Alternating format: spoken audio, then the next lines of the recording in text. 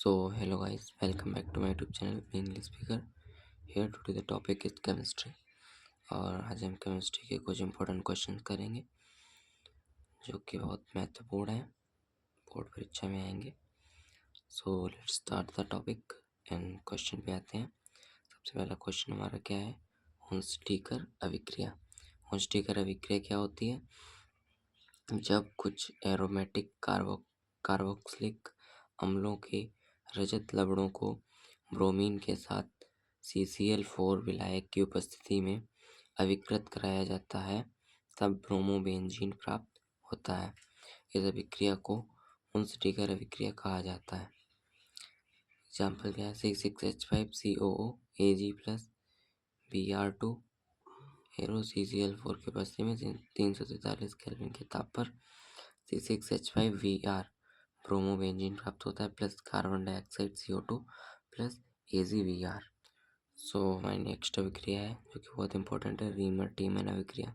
इस अभिक्रिया में क्या होता है? फिनॉल को सोडियम हाइड्रोक्साइड की उपस्थिति में क्लोरोफॉर्म के साथ अभिक्रिया से बेंजीन में CHO समूह आर्थो स्थिति पर प्रवेश करता है तब इस अभिक्रिया को राइमर-टीमन अभिक्रिया कहते हैं.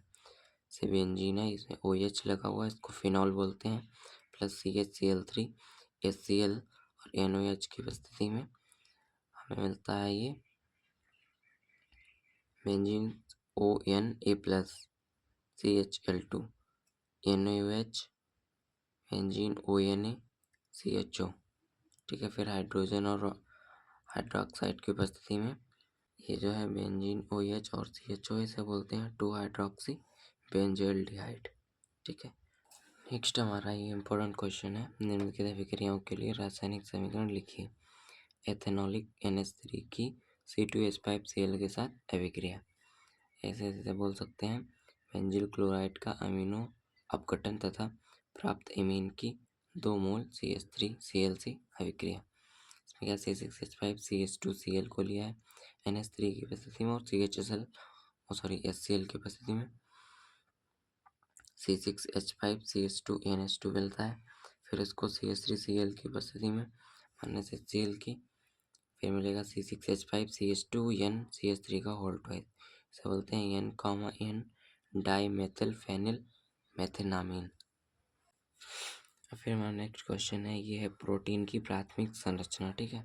प्रोटीन की प्राथमिक संरचना, द्वितीयक संरचना और ये अल्फा एक्सिल संरचना से क्वेश्चन जरूर आते हैं, ये भी बहुत इंपॉर्टेंट है.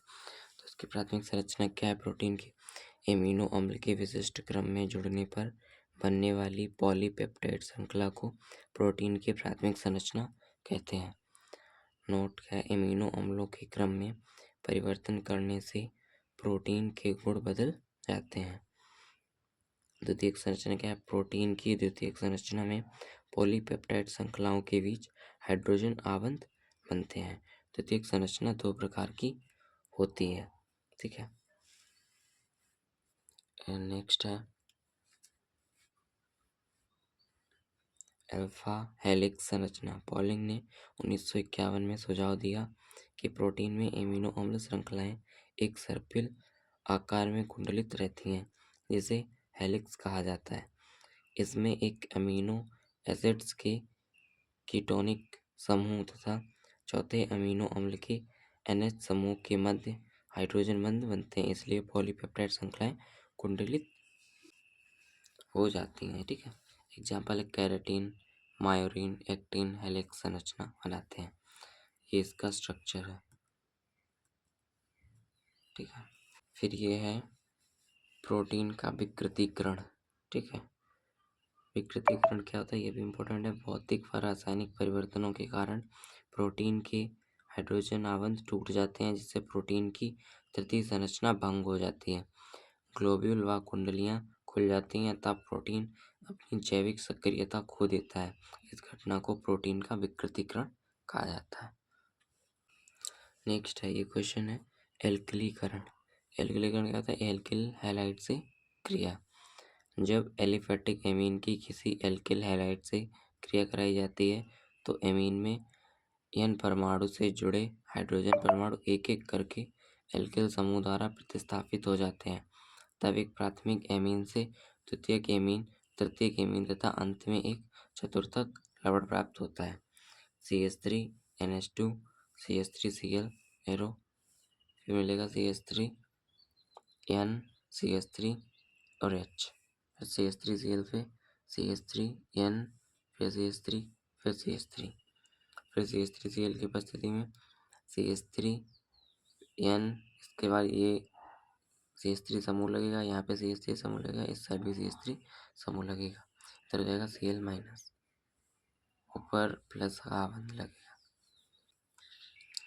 नेक्स्ट क्वेश्चन है हमारा, राउल्ट के वाष्प दाब अपनमन नियम को परिभाषित कीजिए, उसकी सीमाएं बताइए। ठीक है, तो हम इसमें राउल्ट का नियम जानेंगे। तो राउल्ट का नियम क्या है? राउल्ट के नियम के अनुसार किसी विलायक में अवाष्पशील विलय मिलाने पर प्राप्त विलयन के वाष्प दाब का आपेक्षिक अवनमन उसमें विद्यमान विलेय पदार्थ के मोल प्रभाज के बराबर होता है। P0 minus PS upon P की घात 0 equal to N upon N plus capital N, जहाँ P की घात 0 तथा PS क्रमशः विलायक तथा विलयन के वाष्प दाब हैं और N तथा कैपिटल N क्रमशः विलेय तथा विलायक के ग्राम अणुओं की संख्या है।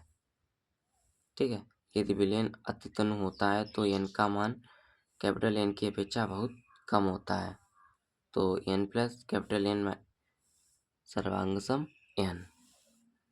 अतः इस दशा में P की घात 0 माइनस PS अपॉन P की घात 0 equal to N upon capital N समीकरण प्रयुक्त करते हैं, जो अवाष्पशील विलेय के तनु विलयनों पर लागू होती है। और राउल्ट के नियम की सीमाएं क्या होती हैं? राउल्ट के नियम तनु विलयनों पर लागू होते हैं। सांद्र विलयन राउल्ट के नियम से विचलन प्रदर्शित करते हैं और यह नियम केवल अवाष्पशील पदार्थों के विलयनों पर लागू होता है। नेक्स्ट हमारा क्वेश्चन है, कोलराउस के नियम को परिभाषित कीजिए, इस नियम का अनुप्रयोग उदाहरण से दीजिए। तो इसमें हम क्या जानेंगे? कोलराउस का नियम। कोलराउस का नियम क्या है? दुर्बल विद्युत अपघटों की मोलर चालकता की गणना करने के लिए कोलराउस ने एक नियम प्रतिपादित किया, जिसे कोलराउस का नियम कहते हैं। इसके अनुसार अनंत तनुता पर किसी विद्युत अपघट्य की मोलर चालकता उसके सभी धनायनों एवं ऋणायनों की आयनिक मोलर चालकता का योग होती है। ठीक है, और कोलराउस के नियम का अनुप्रयोग, कोलराउस के नियम का महत्वपूर्ण अनुप्रयोग दुर्बल विद्युत अपघट्यों की अनंत तनुता पर मोलर चालकता की गणना करना है। और नेक्स्ट हमारा क्वेश्चन है, अभिक्रिया की आणविकता तथा कोटि में क्या अंतर है? ठीक है, आणविकता और कोटि में अंतर देखेंगे। तो सबसे पहला अंतर क्या है? सबसे पहला अंतर है, अभिक्रिया की आणविकता सदैव एक पूर्ण संख्या होती है, जबकि अभिक्रिया की कोटि भिन्नात्मक भी हो सकती है। ठीक है, सेकंड क्या है? अभिक्रिया की आणविकता कभी भी शून्य नहीं हो सकती है, जबकि अभिक्रिया की कोटि शून्य भी हो सकती है। थर्ड क्या है? किसी अभिक्रिया की आणविकता और कोटि समान या भिन्न भिन्न हो सकती हैं। फोर्थ क्या है? आणविकता अभिक्रिया के पद में उपस्थित भाग लेने वाले अणुओं की संख्या है, परंतु अभिक्रिया की कोटि अभिक्रिया के वेग और अभिकारकों की सांद्रता में संबंध बताती है।